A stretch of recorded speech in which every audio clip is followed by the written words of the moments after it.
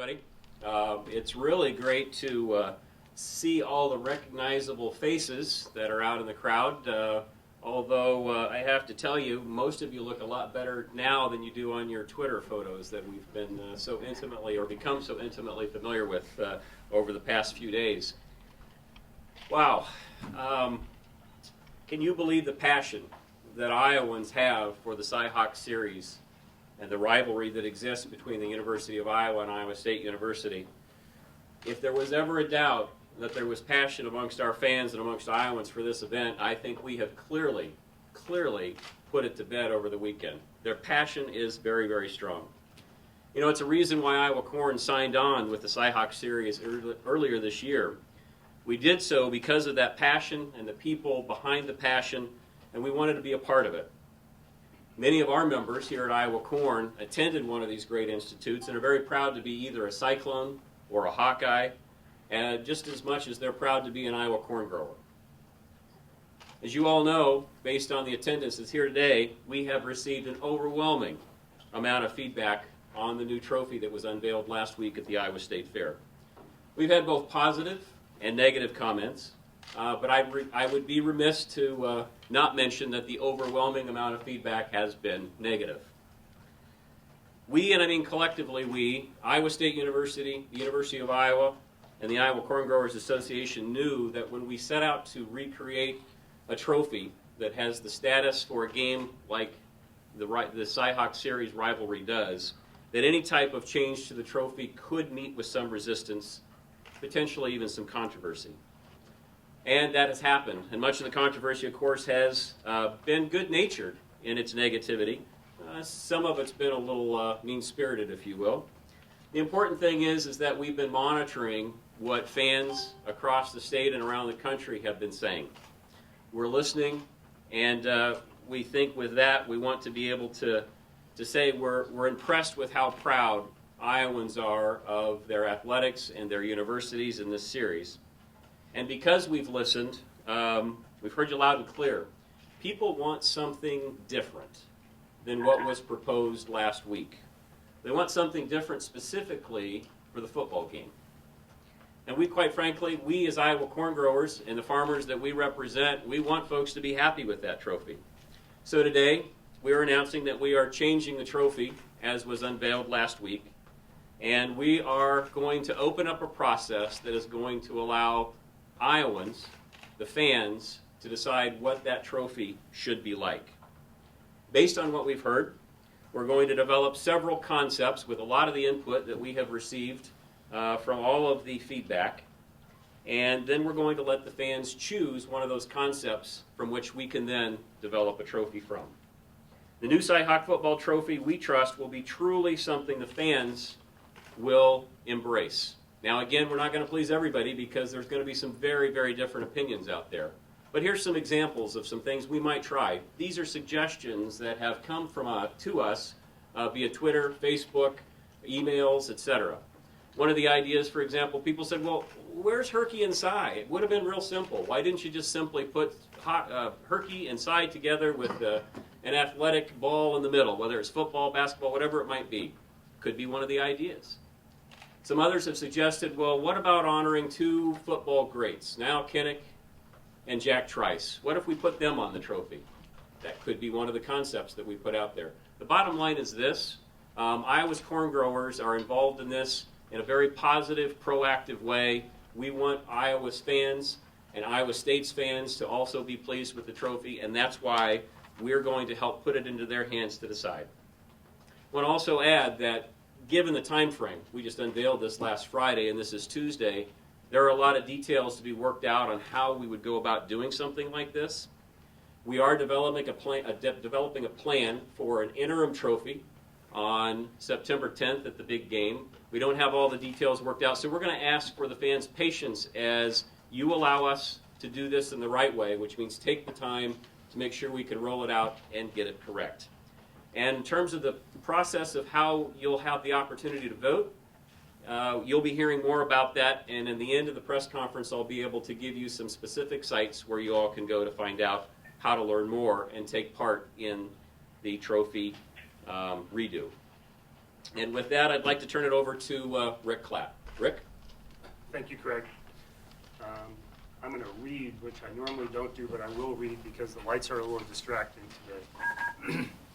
The Cy-Hawk series is a collaboration between Iowa, the Iowa Hawkeyes, Iowa State, the Iowa State Cyclones, and Iowa Corn. It celebrates our rivalry, and rivalries are important, particularly in college football. The series celebrates all student athletes at both schools by putting a little extra into the competition when the two teams meet head-to-head. The series also acknowledges the academic successes of each program. The trophy was also a collaboration. Unfortunately, our partner in the project, Iowa Corn, has shouldered most of the burden of the criticism.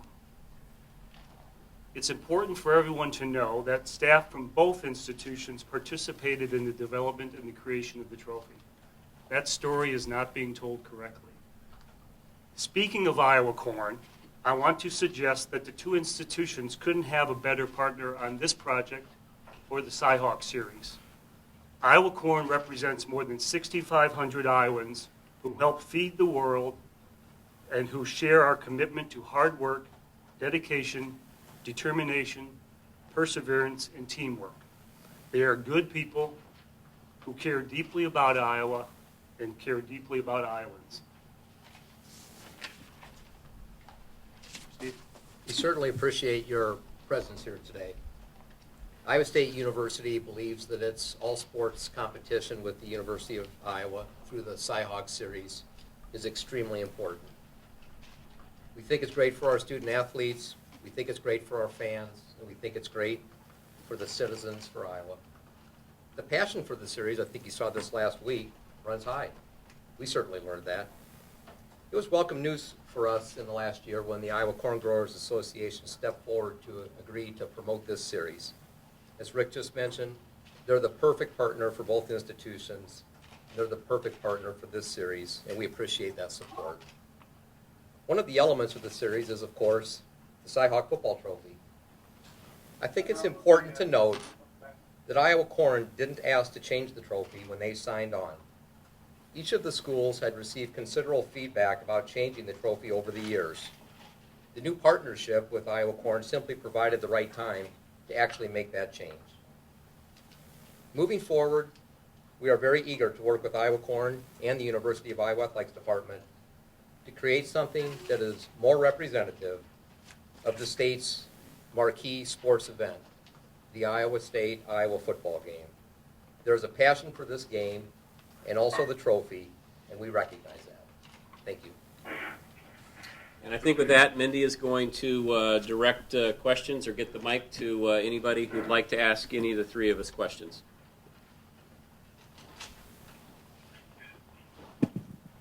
Can I use a microphone to get out here?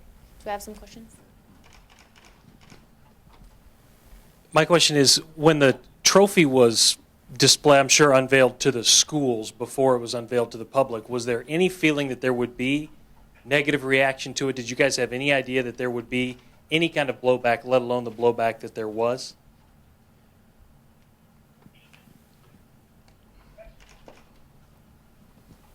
The University of Iowa certainly, as I said, we were engaged in the process and we had approved the proofs. And we knew going in the reality of this process. You weren't going to please everyone with one trophy. You commit to an idea, you execute that idea the best you can, and then you watch to see the reaction. We aspired to do something above a football trophy. We aspired to celebrate Iowans and the characteristics of Iowans, and perhaps we missed the mark. We learned from that, but I think I've answered your question.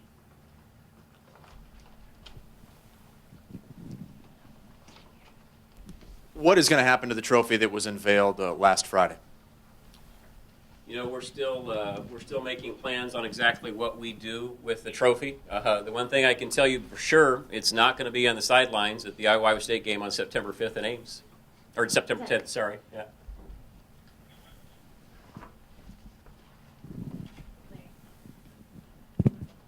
You mentioned about an interim trophy. What would that be like? And then again, I assume that you're ready to have the new trophy unveiled for next year's game. Is that the way it works? But what would the interim trophy be?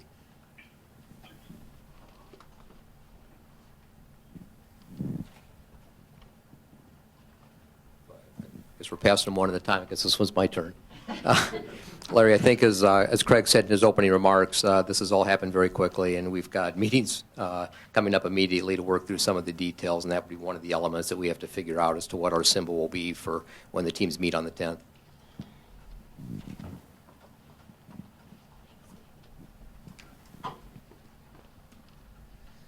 Did the governor's comments have any bearing? Did it factor into calling this news conference and announcing the change?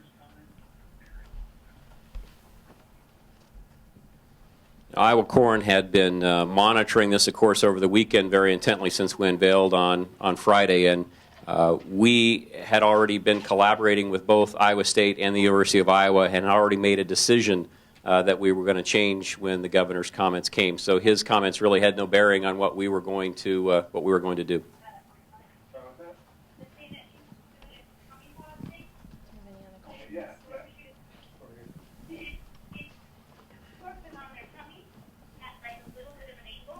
You talked about the institutions in Iowa Corn discussing the trophy. Did you talk with like season ticket holders or anybody outside the institutions as far as the design on the trophy?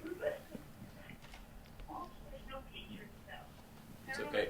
I'm just going to speak to the people on the phone right now. We're getting a lot of feedback, so if there's any background noise for those people on the phone, we're going to ask you to not do that, and if we continue to hear it, we'll have to shut that part off. Thank you. I think that's a good question, and I think the answer to that would be no. You probably have a greater challenge with yet more input. But very good question, but the honest answer is no, we didn't consult with season ticket holders or donors or any particular constituency group. I would add this. We also at Iowa State did not reach out to canvass them, but I will say that we had a couple functions over the weekend. One was we had a scrimmage on Saturday night in which our football booster group had some members there. Heard very little feedback there. And then we had our annual Cyclone Fan Fest, which normally draws about 4,000 kids and their parents. And although we didn't go solicit feedback, when you make yourself available in a setting like that, you tend to get people's feedback. And we did not get much feedback at that event either. So.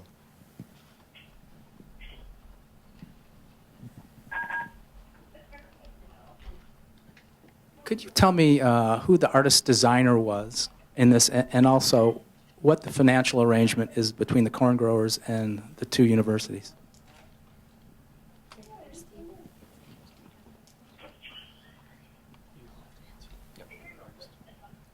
We actually worked with an Iowa company, trophy company here in town that organized the sculptor.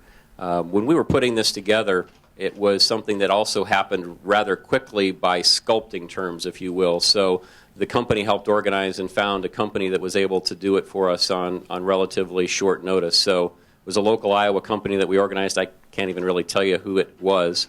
And then in terms of financial arrangements, I'd have to offer, those are things that were taken care of by the university.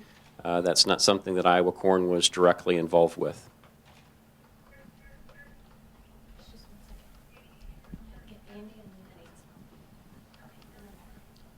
I'm just curious, we talked about the fan reaction. Did either of you hear from the football programs? Did either of the coaches weigh in or anybody involved with either Iowa or Iowa State's football program to give their thoughts on it? Either before or after? We really didn't, Andy, because as you know, they're in two-a-days. And then we had our scrimmage on Saturday. So talked to Paul briefly after the scrimmage, and he was aware that the trophy had been unveiled, but really didn't have much of a reaction other than I've been in camp. Haven't seen my wife, let alone the trophy. I haven't talked to Kirk directly, but I think the reaction probably would be the same. They're, as Gary said yesterday, we'd be delighted to have the Iowa State Cy-Hawk Series trophy on our campus every year. But I don't think Kirk has had a chance to actually sit down and review it closely.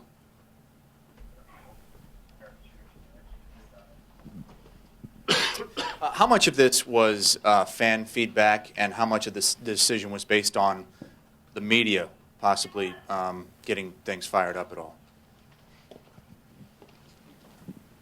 You want to take that one? I was going to hand it to Greg, but you volunteered. I shouldn't have done that. I think I'll answer the question this way, and this would be the honest answer. The process probably revealed the fact that college football has matured to a point where trophies that are introduced today versus trophies that were introduced 50 or 60 years ago are more difficult, more of a challenge. We live in a wired country now, 24/7, 365. It's a wonderful place for freedom of expression, freedom of opinion, and I embrace that. But I think it would be really difficult today to introduce a wooden turtle as a trophy, which actually exists in the Big Ten Conference. It's a different ballgame. But again, we knew that going in. We weren't blind to the fact that there would be very strong opinion and that you wouldn't satisfy everyone. But it's clearly a different environment today because of our communications systems that are available to everyone versus as recently as a decade ago. I think your question was, do we react to the fans or the media? I think, and probably Craig's group was monitoring as much as anybody as they were getting the brunt of the action, and primarily from fans. I'm not naive enough to think that some of the polls you ran certainly encouraged them to participate in the process, but ultimately it was just the overwhelming nature of all the feedback we got, but mostly from fans, I would say.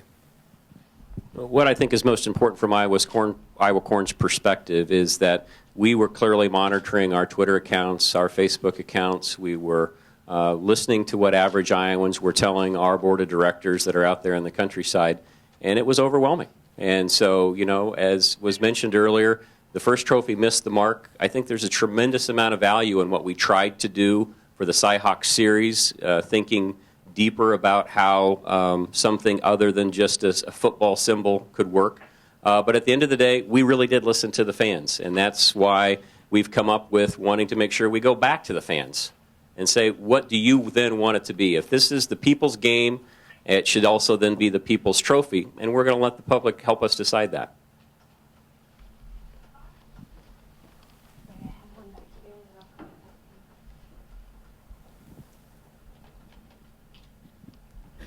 Hey, Craig, I was just curious.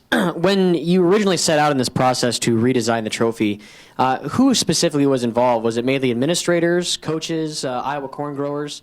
Who were the primary folks involved in the initial redesign?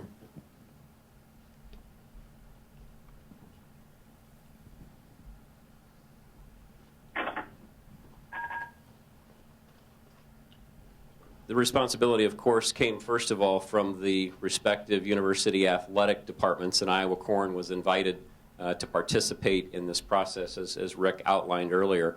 And there was a group of folks that represented both or all three of the institutions. We had some outside help as well, and we went through lots of different concepts. And again, one of those things we were trying to do is we were thinking bigger. We were thinking beyond just the football game, and we were looking at the Cy-Hawk Series rivalry series trophy, not an individual sport. And we were hoping to come with a theme that would allow us then to develop trophies for across the spectrum, if you will. And so it was truly a collaboration between all three entities. Everything had to be approved by each of the entities all the way to the top in each group. And so again, it was a collaborative process.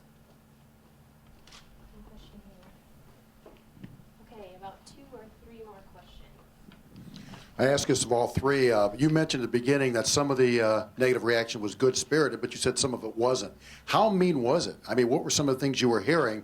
And then I want to address that to both gentlemen from Iowa and Iowa State. What were you guys hearing on the negative side, from your standpoints?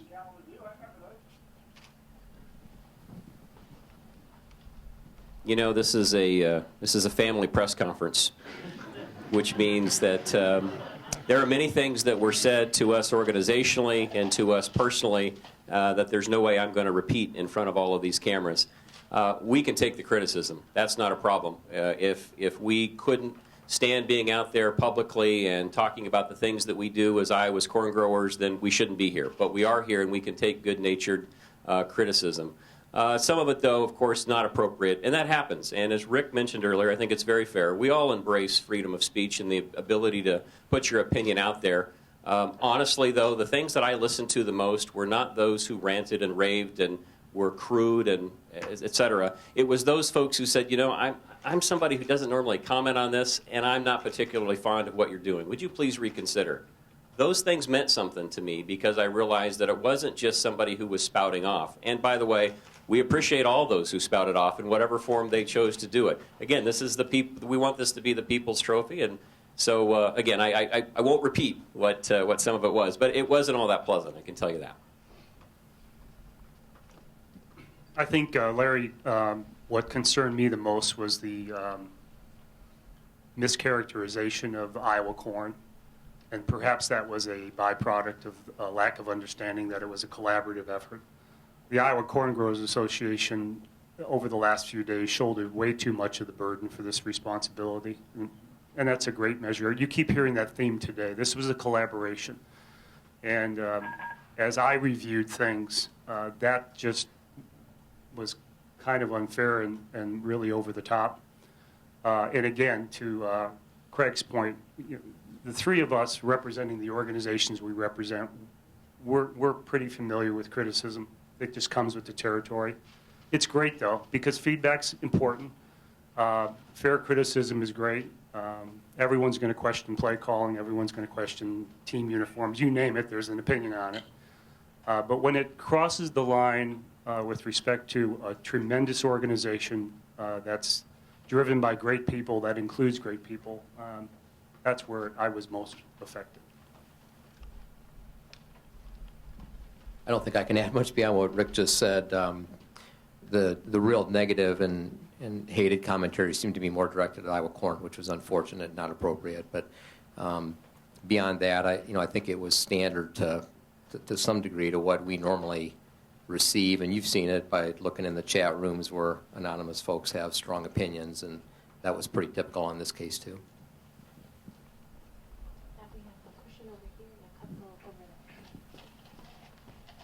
In light of this news and announcing that you're doing away with this trophy and then bringing up an interim trophy for the immediate future and then planning something for the fans to decide on, did it ever come up as far as whether it was even necessary to have a trophy for this game in the first place? A trophy for this year or a trophy? For the rivalry in general. Well, I think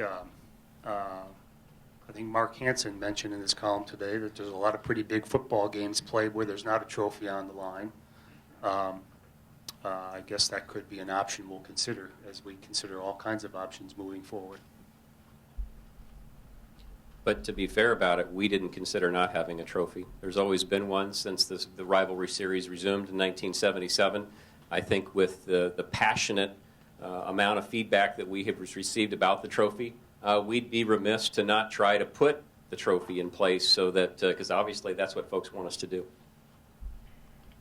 Just to reiterate, there was no talk about not having a trophy in our discussions.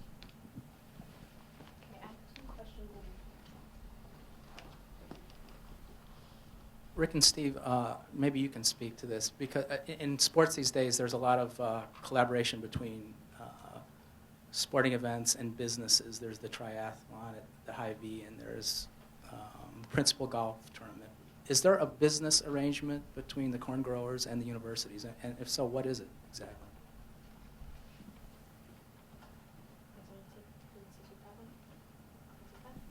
Well, I don't have the details of what our arrangement is, Mark, but they're a sponsor through our multimedia rights company, Learfield. And in this particular case, we're both Learfield schools. And so it's kind of a combined partnership, I guess, in this case, since they're dealing with both institutions. But I don't have the details of the finances of that arrangement. Yeah, that's the accurate response. I go back to the Cyhawk series. The football game carries the most attention among our fans. But the reason I think both institutions are excited about the partnership with the Iowa Corn Growers Association is they are as committed to us to raising the profile for all of our varsity sports programs. You know, at the University of Iowa, we have 650 student athletes that compete very hard on behalf of the Iowa Hawkeyes. And many of them do so in obscurity or anonymity. We are working together with Iowa State and Iowa Corn on the Cyhawk series primarily, as one of the objectives is to kind of raise the profile for the volleyball team and the softball team when the two teams from Iowa get together and compete. It's, you know, for many Iowans and many sports fans in Iowans, that's really not a priority, but it is a priority for the two athletics departments to commit to resources and effort to raise the profile for those programs as well, and to have a partner like Iowa Corn get behind that effort is really extraordinary. And that goes back to where when we're hearing criticism of a partner of the universities that shares that vision, it gets, I don't want to say personal, but it gets personal. And again, I guess that is the core of the relationship, and a commitment to help us with the profile for all of those sports programs. That's what we had for questions, but I'm going to let Craig give the contact information for where you can find out more information, and then we're going to open it up for some questions individually. And don't forget, we have Iowa corn grower representatives here around the room too. Two primary sources that you can go to, or actually there's 4 places that you can go, I should mention. Obviously, you can go to the websites of both Iowa State University and the University of Iowa. That's where we'll be posting information about how fans and folks can participate. We also have an IowaCorn-CyhawkSeries.com website, and that will be following the series throughout the course of the year. But initially, of course, now we'll be looking at posting information on how fans can get involved. And you can also link from our website, which is at iowacorn.org. So those are the primary sources online to get lots of information. And again, I would ask that folks be patient with us as we collectively work through a lot of the detail on how this is going to unfold, and we will certainly keep you all posted. Thank you very much. Appreciate you being here today.